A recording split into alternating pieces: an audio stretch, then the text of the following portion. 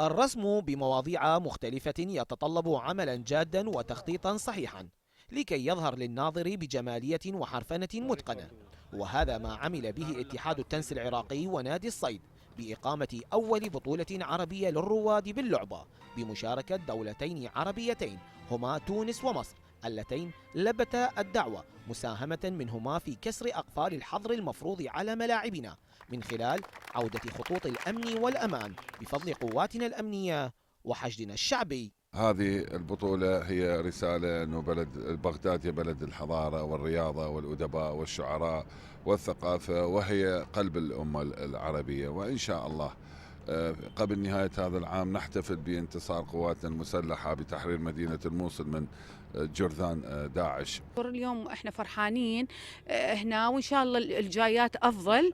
هاي اول تجربه ان يعني دوليه في نادي الصيد. ان شاء الله بالمستقبل راح يكون تعاون بيننا وبين الاتحاد التنس العراقي وبين اتحادات التنس العربيه والدوليه ايضا.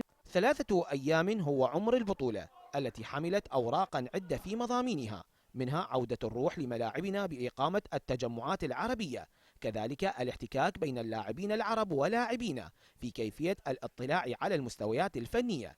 لا ننسى أن هذه البطولة هي البذرة الأولى التي ستكون محملة بسباقات خارجية أخرى في المستقبل.